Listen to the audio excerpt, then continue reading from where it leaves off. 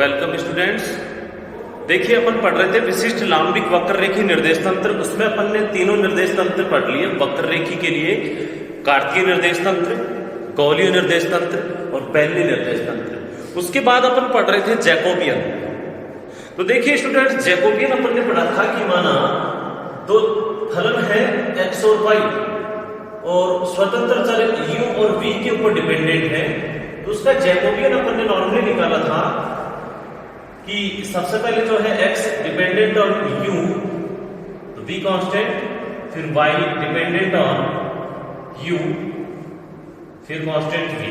फिर देखिए x v के सापेक्ष u constant del x upon del v के सापेक्ष फिर del y upon del v u constant. ठीक है, इसको अपन दूसरे टाइप से भी कर सकते हैं कि पहले x से दोनों के साथ इसका अवकलन कर दें कि del x upon del u v constant हो जाए, फिर del x upon del v u constant हो जाए।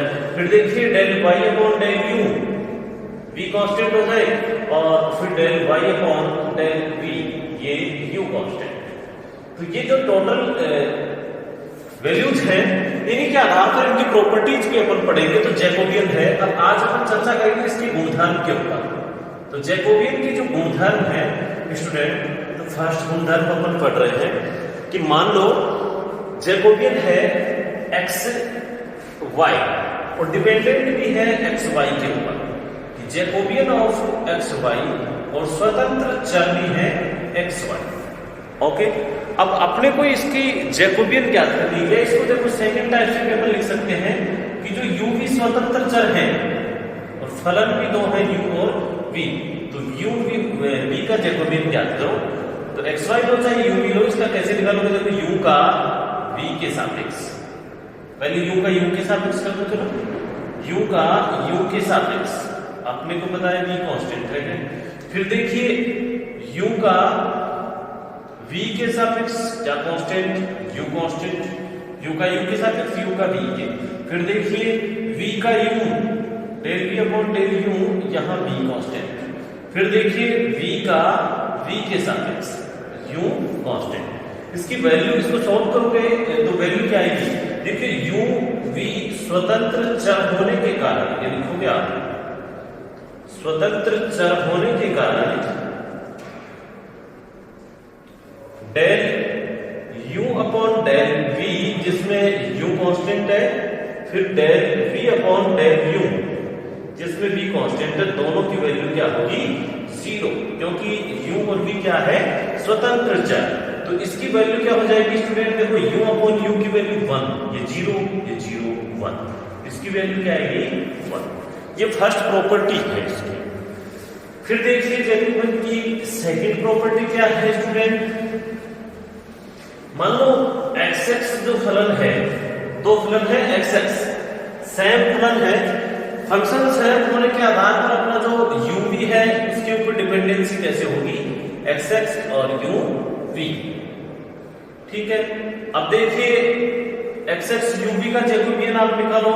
Del x upon del u v constant रह गया। फिर देखिए del x upon del v u constant, इस x का दोनों के सापेक्ष। फिर दूसरे फलन दूसरे x का डेल u v के सापेक्ष, फिर del x upon del v u constant रह गया। अब इसको आप सोल्व करेंगे अपन, तो देखिए क्या वैल्यू है कि del x upon del u v dot del x upon del v u constant minus del x upon del v u constant del x upon del u v constant. देखो same value है दोनों तरफ और इसको अपन subtract करेंगे, घटाएंगे, तो इसकी वैल्यू क्या आएगी? 0 वैल्यू आएगी। सेकंड प्रॉपर्टी थी अपनी ये। अब आगे देखिए थर्ड प्रॉपर्टी जैकोबियन की। थर्ड प्रॉपर्टी क्या है कि मान लो कोई कांस्टेंट है k एक नियतांक है तथा x एक फलन है,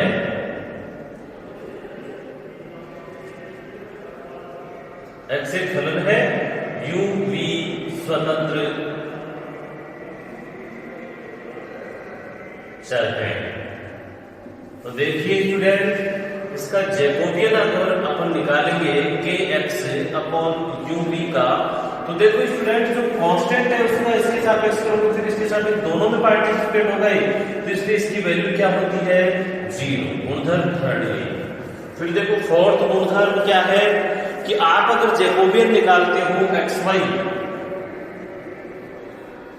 ऑफ यूवी, वो इक्वल भी हो सकता है, जैकोबियन ऑफ xy यूवी वो इक्वल हो सकता है माइनस का जैकोबियन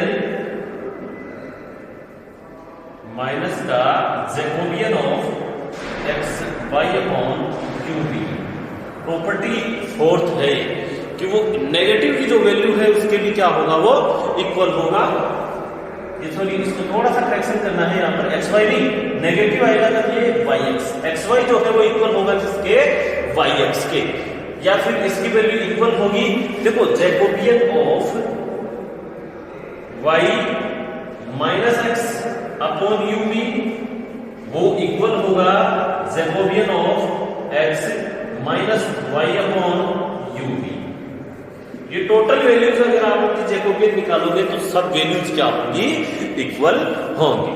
ठीक है, फिर लास्ट प्रॉपर्टी देखो इसकी जैकोबियन की। देखो xy यदि zw पर डिपेंडेंट है और यदि zw यूवी पर डिपेंडेंट है, लिखोगे लास्ट प्रॉपर्टी 5 नंबर की, यदि xy फलन zw पर निर्भर है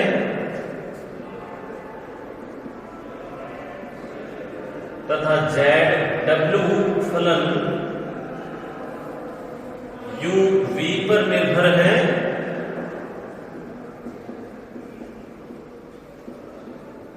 तो जैकोबियन का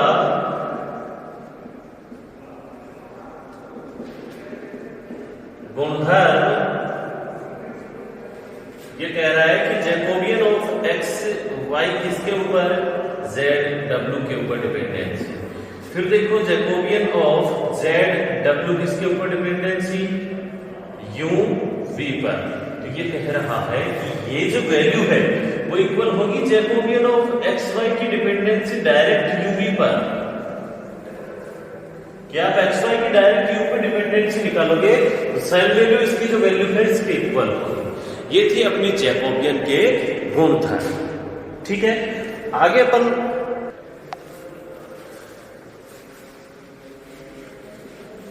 देखते हैं कि आगे का इसी यूनिट का टॉपिक है कि जो लांबिक वक्ररेखीय निर्देश तंत्र है उसमें लाप्लासियन संकारक की वैल्यू ज्ञात करनी है। स्टूडेंट आप जानते हो लाप्लासियन संकारक क्या होता है, लांबिक टॉपिक है अपना या ट्यूशन टाइप लिख लो, लांबिक वक्ररेखीय निर्देश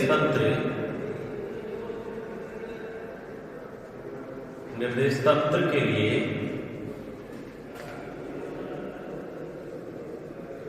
लाप्लासियन संकारक। देखो लाप्लासियन जो संकारक है, आपको पता है लाप्लासियन संकारक को कहते हैं डेल स्क्वायर, और नॉर्मली इसकी वैल्यू देखो होती क्या है, डेल कार्तीय के लिए del square upon del X square plus del square upon del Y square plus del square upon del Z square. ठीक है, हम जानते हैं, लिखोगे आप, हम जानते हैं कार्तीय निर्देश तंत्र के लिए लाप्लासियन संकारक डेल स्क्वायर इक्वल टू यदि। अब देखो अपन निकाल रहे हैं किसके लिए, लांबिक वक्ररेखीय निर्देश तंत्र के लिए। तो लिखोगे आप लांबिक वक्ररेखीय निर्देश तंत्र के लिए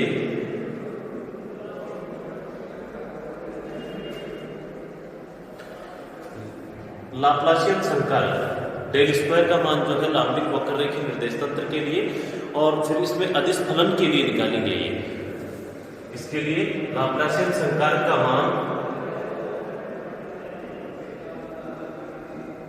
अदिश फलन के लिए, ये कंडीशन आप आगे भी शो करते ना, अदिश फलन के लिए निकालेंगे अपन की, जैसे ग्रेडियंट की वैल्यू निकाली थी वैसे इसे कह सकते हैं कि ग्रेडियंट का जो मान है वो अपन लांबिक वक्ररेखीय निर्देश तंत्रों में लाप्लासियन कॉन्जुगेट के रूप में निकाल रहे हैं। ठीक है, अब लांबिक वक्र रेखीय निर्देश तंत्र जो है उसमें अपन जानते हैं कि डेल फाई है उसकी वैल्यू क्या होती है स्टूडेंट, डेल फाई को अपन जानते हैं E1 cap upon H1 del phi upon del U1 plus E2 cap upon H2 del phi upon del U2 plus E3 cap upon H3 del phi upon del U3। Okay, अब देखिए ये जो total value है उसमें इसको मान रहे हैं कोई सदिश, ग्रेडियंट फाई इक्वल टू माना ए वेक्टर कोई सदिश हो, तो ए वेक्टर को क्या लिखते हो आप, A1 E1 कैप लांबिक के लिए, फिर A2 E2 cap plus A3 E3 cap. ठीक है, अदिश फलन के लिए निकाल रहे हैं लाप्लासियन संकारक का मान किसी अदिश फलन के लिए। अब देखो अपन ने जो अदिश फलन है भाई इसके लिए ये वैल्यू अपन लांबिक वक्र रेखीय निर्देश तंत्र में जानते हैं, कहाँ पढ़ी थी, ग्रेडियंट में पढ़ी थी, ग्रेडियंट के लिए जानते हैं ये वैल्यू। फिर देखो इसको मान रहे हैं कि माना ये वैल्यू ए वेक्टर हो और ये सारे इस ए वेक्टर के घटक हो, इसकी ये वैल्यू ए वेक्टर है, तो बताओ यहाँ पर A1 का मान क्या होगा इक्वेशन 2 में, A1 इक्वल टू क्या वैल्यू होगी, E1 cap upon H1 del phi upon del U1। ऐसे ही A2 इक्वल टू क्या होगी, E2 cap upon H2 del phi upon del U2। फिर ऐसे ही A3 की वैल्यू क्या हो जाएगी, E3 cap upon H3 del phi upon del U3। ये A1 A2 और A3 की वैल्यू अपन ने मान ली। अब देखो लांबिक वक्र रेखीय निर्देशांकों में सदिश A वेक्टर का जो डाइवर्जेंस है वो क्या होता है, ये तो अभी ग्रेडियंट की वैल्यू जो है लांबिक लिखोगे, लांबिक वक्र रेखीय निर्देशांक में या निर्देश तंत्र में सदिश ए वेक्टर का डाइवर्जेंस, डाइवर्जेंस क्या होता है, डेल डॉट ए वेक्टर। ठीक है, यानी कि डाइवर्जेंस की जो वैल्यू है वो क्या होती है बताओ स्टूडेंट, मैंने कहा था ये फॉर्म जो है इनकी इक्वेशंस की याद भी होनी चाहिए आपको। Del upon del U1 A1 H2 H3 A1 H2 H3 plus del upon del U2 A2 H1 H3 plus del upon del U3 A3 H1 H2। ये डाइवर्जेंस की वैल्यू थी इक्वेशन नंबर 3। अब देखो इक्वेशन 3 के अंदर जो अपना A1 A2 A3 है, क्योंकि अपन ने माना है क्या, A वेक्टर इक्वल टू क्या माना है, डेल फाई को, तो अदिश के लिए आ जाएगी भाई, इसको तो अपन ने A वेक्टर फाई वाला जो मान है टोटल जो इक्वेशन थी अपन ने उसमें A1 A2 A3 के तुल्य इसकी वैल्यू मानी है। तो अब देखो A1 A2 A3 के मान रखकर डेल स्क्वायर फाई का व्यंजक प्राप्त कर सकते हो आप। ठीक है, कैसे देखो स्टूडेंट, अपना जो है डेल डॉट ए इसकी वैल्यू पुट करो।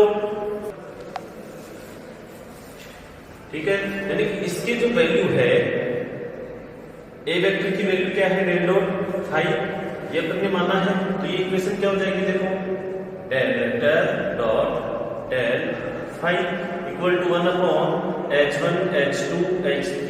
स्टूडेंट्स ए वेक्टर की जगह डेल फाई लिखा है मैंने, del upon del U1 A1 H2 H3 del upon del U2 A2 H1 H3 plus del upon del U3 A3 H1 H2। Okay, अब अपनी जो इक्वेशन 4 आई है उसमें A1 A2 A3 के मान पुट करो, A1 A2 A3 के मान पुट कर दो इसमें। ठीक है, किसी अदिश फलन के लिए लाप्लासियन संकारक का मान ज्ञात कर रहे हैं पर आगे इसको क्या लिख सकते हो आप, इधर भी इक्वल में लिख दो, इसको लिख सकते हो आप डेल स्क्वायर फाई। ठीक है, तो अपनी वैल्यू आ रही है डेल स्क्वायर फाई या del dot del phi equal to 1 upon H1 H2 H3। फिर देखिए del upon del U1, A1 की वैल्यू क्या है, E1 cap upon H1 del phi upon del U1। तो अगर यहाँ पर A1 के वेक्टर नहीं है तो ये अनुदिश एकांक सदिश लिखते हैं, मतलब कोई दिक्कत नहीं है। तो H2 H3 है ऊपर, तो अपॉन इसमें क्या है H1 H2 H3 upon H1 del phi upon del U1, del phi upon del U1 plus del upon del U2, यहाँ क्या है H1 H3 अपॉन इसमें क्या है H2 नीचे है del phi upon del U2, ठीक है, दिख रहा है। फिर देखिए plus del upon del U3 H1 H2 और A3 का मान क्या है H3 नीचे del phi upon del U3। ये टोटल क्या आ गई अपने इक्वेशन लाप्लासियन संकारक का मान किसी अदिश फलन फाई के लिए, यानी कि इक्वेशन जो 5 है वो क्या है, इक्वेशन 5 लांबिक वक्ररेखीय निर्देश तंत्र के लिए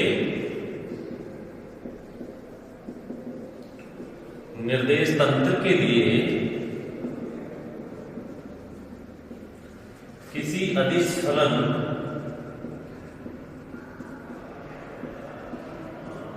फाई का मान, अदिश फलन फाई का मान या लांबिक वक्ररेखीय निर्देश तंत्र के लिए किसी अदिश फलन फाई का लाप्लासियन संकारक समीकरण है। ओके स्टूडेंट, अब देखो आपने जो लाप्लासियन संकारक समीकरण निकाला है ना, उसकी वैल्यू आप कार्तीय के लिए भी निकाल सकते हो। कैसे? कार्तीय में H1 H2 H3 की वैल्यू होती है 1, U1 U2 U3 की वैल्यू क्या होती है X Y Z। इस इक्वेशन 5 को तीनों के लिए निकाल के बताएंगे। फर्स्ट देखो कार्तीय के लिए लांबिक से कार्तीय के लिए लाप्लासियन संकारक,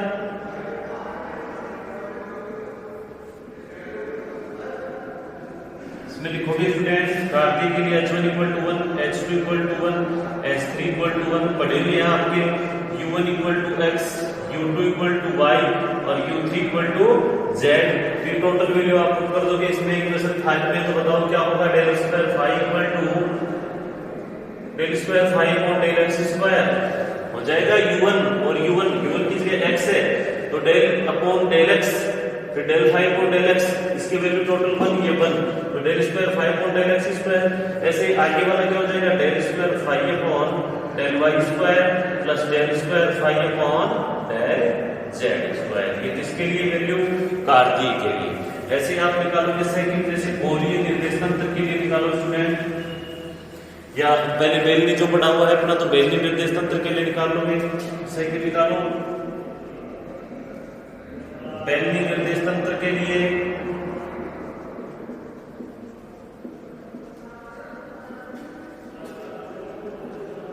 लाप्लासियन संकारक, बताइए इसमें बेलनी निर्देश तंत्र के लिए H1 = 1, H2 = रो और H3 = 1। H1 H2 H3 की वैल्यू क्या थी, 1, रो और 1। U1 की वैल्यू रो, U2 की वैल्यू फाई और U3 की वैल्यू Z, रो फाई और Z।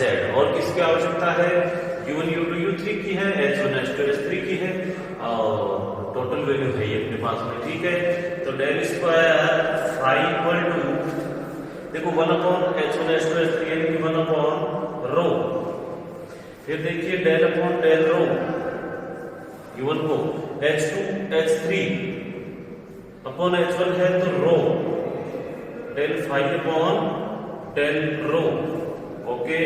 फिर plus del upon del U2 मतलब del upon del phi H1 H3 1 upon rho del phi upon del rho U2 की होगी, plus del upon del U3 यानी कि del upon del Z H1 H2 यानी कि rho del phi upon del Z। ये total equation student, इसको आप solve भी कर सकते हो। जो पार्ट जिसके ऊपर डिपेंडेंट है, रो के ऊपर डिपेंडेंट है, तो उस पार्ट को रहने दो, बाकी जो कैंसिल हो रहा है उसको कैंसिल कर दो। क्योंकि ये तो रो के ऊपर डिपेंडेंट है टोटल पार्ट, तो इसको क्या लिखोगे 1 upon rho del upon del rho, यहाँ रो है और फिर del phi upon del rho. ऐसे कैसे अंदर मल्टीपल कर दिया मैंने, इससे मल्टीपल करेंगे तो देखो ये जब फाई का पार्ट है, रो बाहर है तो एक रो पहले है तो प्लस का 1 अपॉन रो स्क्वायर, फिर डेल स्क्वायर, ये सॉरी यहाँ रो कैसे आएगा, फाई का पार्ट का second, del square phi upon del phi square, small लिख देना कैपिटल ये फलन, फिर प्लस थर्ड पार्ट देखो क्या है 1 अपॉन रो है, यहाँ रो से कैंसिल रहेगा ये तो जेड का पार्ट है तो क्या वैल्यू आ जाएगी del square phi upon del Z square. ये वैल्यू निर्देशांतर के लिए लाप्लासियन संकारक की वैल्यू है अपने पास। इक्वेशन नंबर 6 कार्तीय को दे देना। अब आगे पर निकाली कौन सी, गोलीय निर्देशांतर के लिए वैल्यू, तो गोलीय निर्देशांतर के लिए देखो लाप्लासियन संकारक थर्ड है। गोलीय के लिए del square phi equal to, तो देखिए डेल स्क्वायर फाई के लिए सबसे पहले h1 की वैल्यू 1, h2 की वैल्यू r, h3 की value r sin theta student, u1 की वैल्यू r, u2 की वैल्यू थीटा, u3 की वैल्यू फाई। यही चीजें चाहिए कि इसमें h1 h2 h3 चाहिएगा और u1 u2 u3 चाहिएगा। तो वैल्यू पुट करो del square phi equal to 1 upon h1 h2 h3 यानी कि r स्क्वायर sin थीटा, फिर देखिए del upon del u1 del upon del r h2 h3 यानी कि r square sin theta upon 1 del phi upon del r, फिर plus del upon del u2 का मतलब del upon del theta r sin theta upon r, क्योंकि h1 h3 upon h2, फिर del phi upon del theta, फिर plus del upon del phi h1 h2 r upon r sin theta del phi upon del phi. Solve कर दो इसे student, देखो 1 upon r square sin theta, ये ऐसे कैसा रहेगा, इससे r वाला sin थीटा का पार्ट कैंसिल हो जाएगा क्योंकि r डिपेंडेंट पार्ट है। 1 अपॉन r स्क्वायर बाहर आ जाएगा, डेल अपॉन डेल r, फिर देखो r स्क्वायर रह जाएगा, sin थीटा कैंसिल हो जाएगा, del phi upon del r, क्योंकि r पे डिपेंडेंट पार्ट है, थीटा का पार्ट कैंसिल हो गया। इसमें देखो 1 upon r square sin theta एक पार्ट है, यहीं से कैंसिल कर दो r का r से, फिर देखो 1 upon r square sin theta, theta dependency है तो ये 1 upon r square sin theta क्या आ जाएगा, ऐसे कैसे एच इट इज आ जाएगा, तो plus 1 upon r square sin theta की जो कैंसिल होने का पार्ट था वो हमने कर दिया r का, फिर देखो डेल अपॉन डेल थीटा, यहाँ रह गया sin theta del phi upon del theta, फिर प्लस इसमें देखिए r से r ही कैंसिल हो जाएगा और r स्क्वायर, फिर एक साइन भी बाहर आ जाएगा क्योंकि ये फाई का पार्ट है, साइन इस तरफ आ जाएगा, तो 1 upon r square sine square theta del square phi upon del phi square, ये फाई को कैपिटल लिख दिया हमने, ये बाहर है और इस साइड पे बाहर आ जाएगा तो del square phi upon del phi square. ये इक्वेशन नंबर जो 8 है वो अपनी किसके लिए, गोलीय निर्देशांतर के लिए जो है लाप्लासियन संकारक की वैल्यू। तो आज अपन ने लांबिक वक्ररेखीय निर्देशांतर के लिए लाप्लासियन संकारक का मान ज्ञात किया। उसी इक्वेशन से अपन ने कार्टेशियन कोऑर्डिनेट सिस्टम के लिए, स्फेरिकल के लिए और सिलेंड्रिकल कार्टेशियन कोऑर्डिनेट सिस्टम के लिए अपन ने क्या ज्ञात किया था, टोटल के लिए लाप्लासियन संकारक की वैल्यू। आज के लिए अपन इतना ही पढ़ेंगे, बाकी पढ़ेंगे कल। ओके।